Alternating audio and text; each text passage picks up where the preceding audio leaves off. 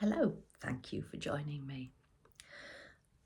I want to talk about something that really fascinates me. Um, it's something that I've pondered on for some time now, but there seems to be more evidence coming around that I keep checking in on. And it's the thought of there having been a technological amnesia. Okay, it's not that I forget how to do things mechanically, technology, though I do. It's much larger than that. I have to say that when I was younger, I always wanted to be either a teacher or an archaeologist. And archaeology and looking into a history that's further back than the written word, that fascinated me. Hated history at school when it was all battles and wars and reigns of kings and queens and dates. That was the main problem. Couldn't remember dates, so that put me off before. The boredom of another battle and how many were killed. Sad, I know, but it just wasn't something that caught my interest, shall we say.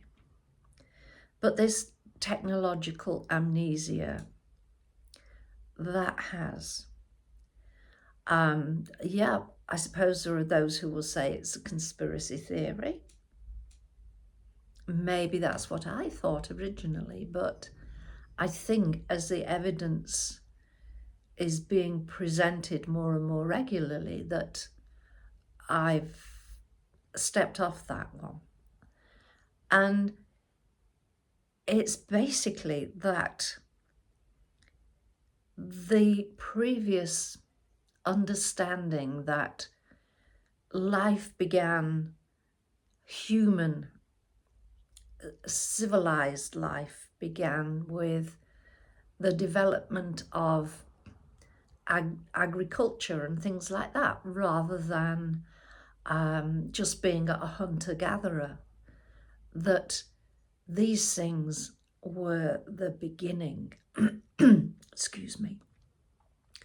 There have always been myths, tales,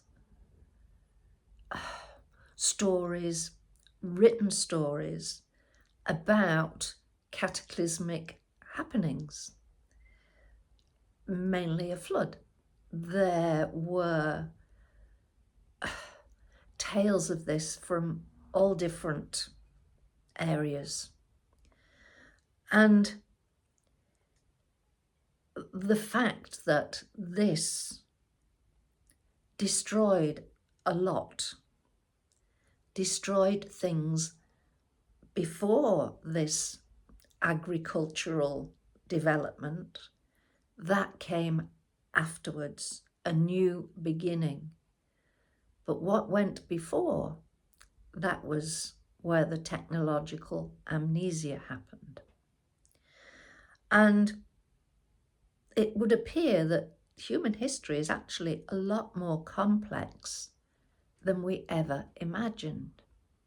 And I can hear at this point others going, she's lost the plot. Okay, we're all entitled to our views.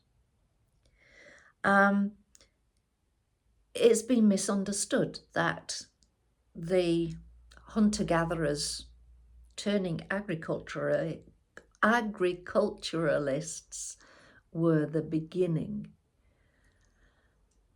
But how do we know more about this? Well,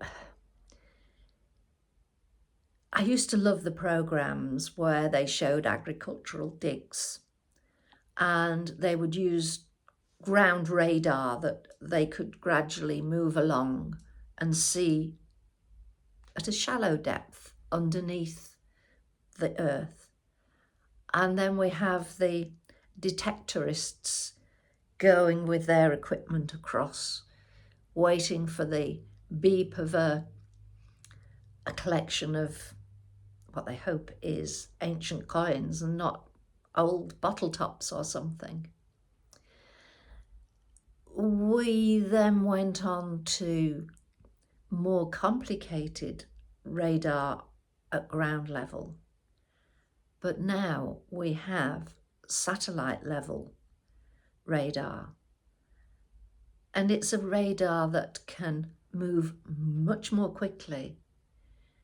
It can cover large areas, and it can work through virtually eliminating from its findings the vegetation and the soil levels. And this, with it being fast, with it being downloaded onto computers and AI going through it, they've found links underneath, for example, the pyramids in Egypt. And it's not confined to one area. There are similar findings across Europe, Asia. I can't pronounce most of the names, so I'm not even going to try. But these AI features have been able to correlate, and they can do this much more quickly than the human brain. And they can pick out the similarities between these across the world. They're at a depth. In Egypt, they are below the pyramids. So the pyramids were come after. That apparently archaeologists and probably the people who were involved with tourism, they weren't very keen on this. But it adds another dimension. And the intriguing thing is that this development shows a high level of skill in engineering, maths, science. There are huge, huge blocks of stone that are fitted together with a very, very accurate zigzags are echoed. They don't know how they've done it. The saying is you couldn't get a piece of paper in the gap between. And that would be difficult to achieve even with the most modern equipment that engineers have available to them at present. So this was a technology that was forgotten about. And we think that we're the bee's knees. Maybe parts of those bee's knees were around before, but were eliminated. Maybe we should take note of that. There is a lot of digging and delving going on into these. Oh, how I would love to be a part of that. There was no written evidence. Well, there has been no written evidence found, but there are stones with carvings on. And one thing that fascinated me, in more than one country, they have found the outline of a person carrying something that just looks like a handbag. I like that. This involves huge blocks of stone. How did they cut them? How did they move them? Because even trying with modern equipment, they've not been able to do it. So the thick plottens, as my dad used to say, the plot thickens, and I watch with very interested breath. I'm getting rather hooked on it. It's the scientist in me, the longing to have been a digger and delver into the ancient past in me that is fascinated to know more. I shall see. I shall continue to watch.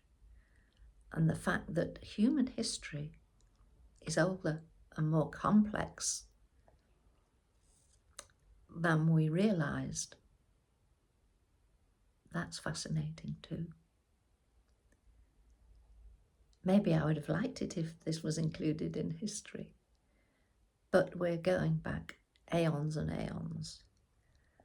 And I watch with bated breath and great interest. So on that note, I will say thank you for joining me. Have a little metaphorical dig around yourselves and see, it's spread throughout the world. It's not just one area. Bye for now. Thank you for joining me. Take care. Bye.